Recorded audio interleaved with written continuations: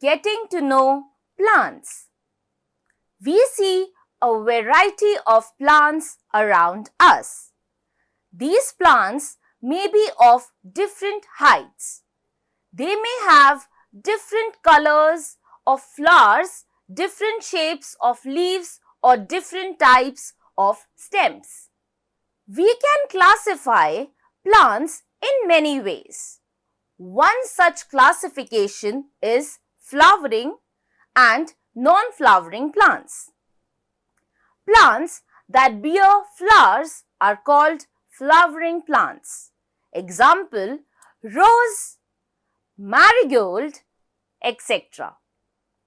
Plants that do not bear flowers are called non-flowering plants. Example, fern and mosses. These differences are due to the different habitats and the climates in which plants grow. We can also classify plants on the basis of their size and nature of their stems. On this basis, plants can be classified as follows. Herbs. If the plant has a green tender stem and it is short, we call it a herb. Herbs generally have their own flavor and scent and are therefore used for making medicines or used as spices. Plants bearing grains are also herbs. Ginger, garlic, fennel, sauf, wheat and rice are all herbs. They do not have many branches. Shrubs. Plants having a hard but thin stem are called shrubs. They are taller than herbs but smaller than trees. They generally branch out from the base. Lemon, hibiscus and cotton are some examples of shrubs. Trees. Plants which are tall and have a thick woody stem are called trees. The main stem is very thick and contains branches. It is called the trunk of the tree. Mango, banyan and teak are some examples of trees. You might have found out that there are some plants which do not fall under any of the above categories. They are not upright but spread on the ground. They have thin, weak stems. Such plants are called creepers. Gourd, watermelon and pumpkin are some examples of creepers. There are some other plants which have very weak stems and need support. They climb on other trees or walls. These are called climbers. For example, grapevine. Have you ever seen a money plant? Which type of stem does it have? Plant systems. We find that all the plants have some common parts for performing specific functions. The structure of a plant can be broadly divided into two parts: root system and shoot system. Root system. The root system consists of a root and its branches. It is generally found under the soil. Roots are mainly of two types: taproot and fibrous root. Taproots. In some plants, one long main root goes deep down into the soil and is called a taproot. It contains branches which spread sideways and are called lateral roots. For example, radish, beetroot, mango, teak and gram all have tap roots, fibrous roots. These are thin and almost of equal size. They all start from the base of the stem and spread out in the soil. They are bushy in nature. For example, grass, maize, rice, onion and sugarcane have fibrous roots. Functions of roots. Number 1. Roots hold the plant firmly into the ground and prevent it from being flown away by wind or carried away by water. Number 2. They absorb water and nutrients from the soil for making food. Number 3. Roots bind soil particles together and prevent them from being carried away by water, thereby preventing soil erosion. Modification of roots. In some plants, roots are modified to perform some other functions as listed below. Roots of some plants are modified to store food. Example, radish, carrot, sweet potato, beetroot, etc. Roots of some plants such as sugarcane, bamboo and banyan are modified to give extra support to the plants. The roots of banyan grow downwards from branches, reach the ground and thus give support to the stem of the plants. These roots are called prop roots. Some plants have modified parasitic roots that help them to absorb water and minerals from the host plant. For example, dodder plant. Roots of some plants such as dahlia are modified and can develop into new plants. Shoot system. The shoot system mainly contains stem, branches, leaves, flowers and fruits that grow above the ground. Stem. Stem is the main part of a plant. Functions of a stem. Stem keeps the plant erect and bears the leaves, flowers and fruits. It is the main organ of support. It conducts water and minerals from the roots to other parts of the plant. It conducts food from the leaves to the storage organs and to the growing parts of the plants. Green stems can also produce food for the plants. In some plants, stems are modified to perform special functions like storage of food, photosynthesis, etc. Modification of stems.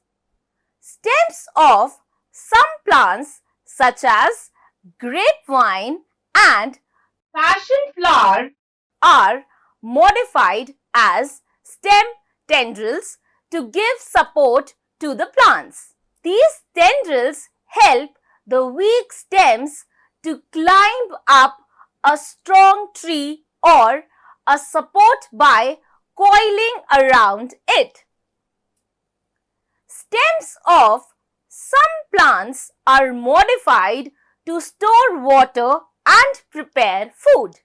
For example, cactus, a desert plant, stores water in its stem and swells up. The stem of this plant becomes leaf-like and performs photosynthesis. Stems of some plants such as potato, ginger and onion are modified to store food prepared by leaves. Potato, ginger and onion are underground stems. Potatoes are called tubers. Gingers are known as rhizomes and onions are called bulbs. Stems of some plants such as rose and jasmine are modified to grow into new plants through their stem cuttings. Leaf.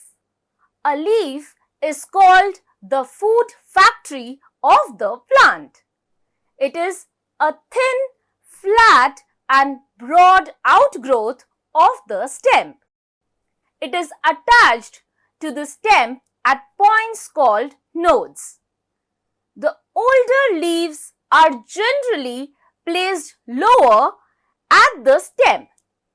As the stem grows upwards, new leaves appear. The upper leaves are younger and smaller in size. Leaves of most of the plants are green in color. Parts of a leaf. Petiole. A small stalk by which a leaf is attached to the stem is called petiole. Some plants like wheat, rice and maize do not have a petiole. Lamina. The broad expanded part of a leaf is called lamina or leaf blade. It is green in color due to the presence of chlorophyll. Food is prepared by photosynthesis in this part of the plant. Midrib and veins. The stalk of the leaf, which is part of the stem, continues into the leaf or lamina, forming the central vein called midrib. The midrib branches into veins which form a network in the leaf. The arrangement of veins in a leaf is called venation. It can be of two types. A. Reticulate venation. When the veins form a network across the leaf on both sides of midrib, it is called reticulate venation. For example, people, China rose, mustard, mango, etc. B. Parallel venation. When the veins run parallel to each other in a leaf, we call it parallel venation. For example, banana, maize, bamboo, sugarcane, etc. Functions of a leaf. The main function of a leaf is to prepare food. Leaves generally have a green colored substance called chlorophyll. The process of producing food by a leaf in the presence of sunlight and chlorophyll using water and carbon dioxide is called photosynthesis. Carbon dioxide from air plus water from soil in the presence of chlorophyll and light gives food, starch or sugar plus oxygen. Oxygen is given out in the process. The food prepared is in the form of starch. Sunlight is essential for preparing food. If a portion of a leaf of a potted plant is covered with black paper for a few days and then it is tested for the presence of starch, the leaf will not test for starch. This shows that starch is prepared in the leaves.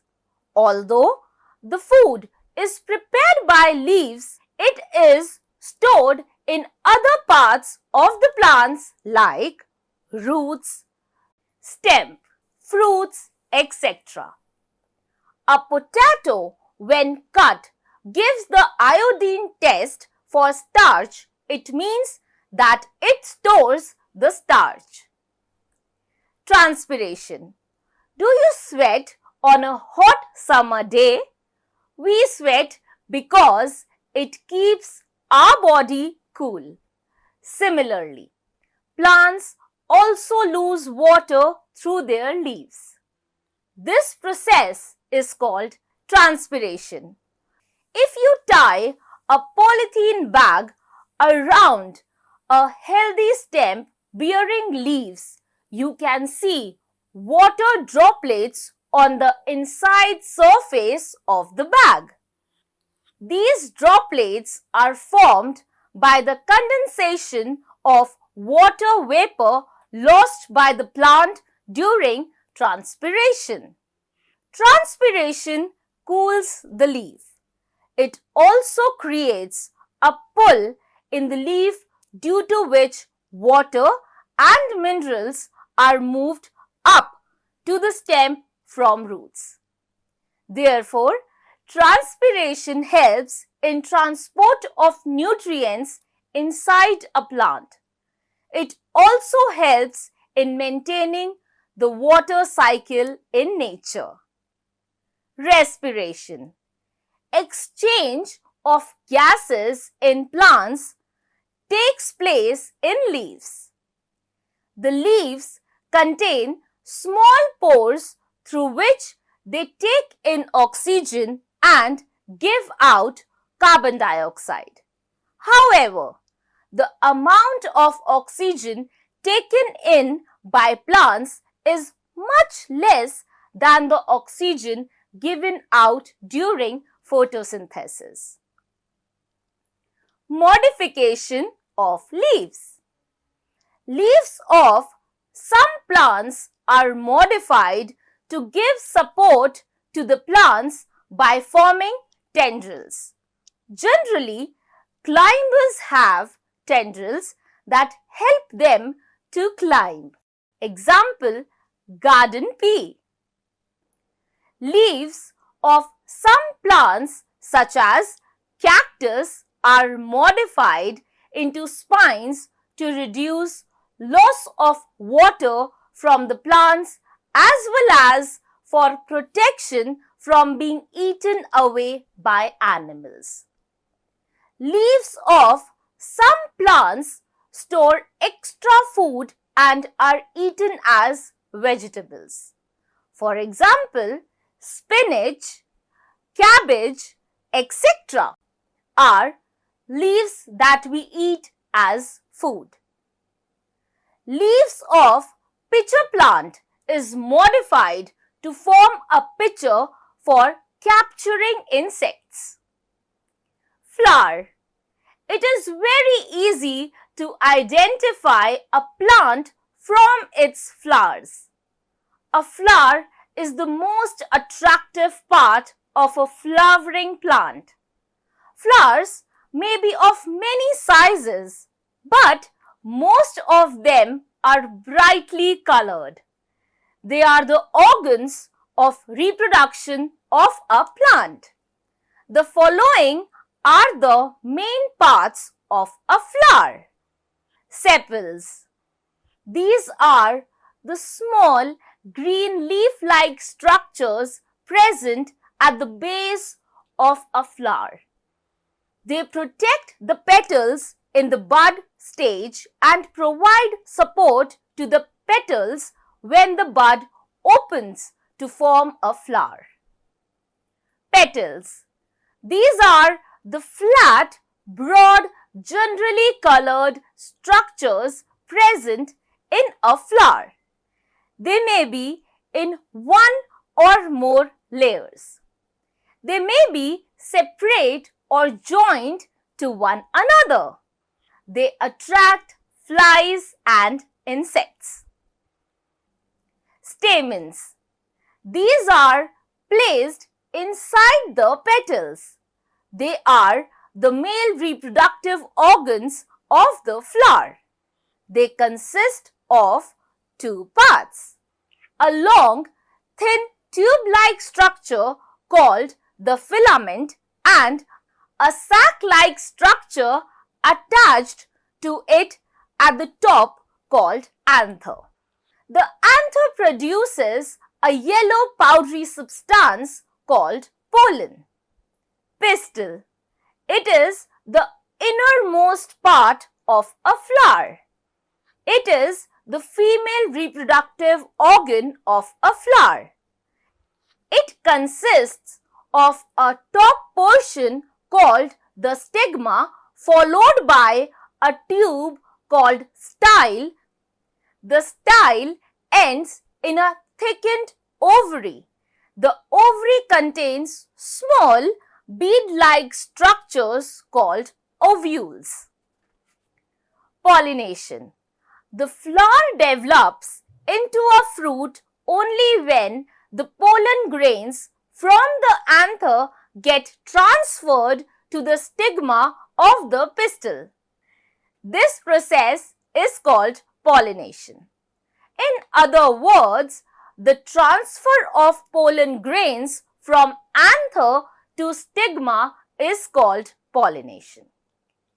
It may be carried out by insects, birds, wind, and water. Pollination is of two types, that are self-pollination. When pollen reaches the stigma of the same flower or another flower of the same plant, it is called self-pollination. Cross-pollination. When the pollen reaches the stigma of a flower on another plant, it is called cross-pollination. After pollination, the ovary grows to form the fruit and the ovules form the seeds. When mature, the fruit falls to the ground. The seeds germinate into saplings which grow into a plant. Aroma.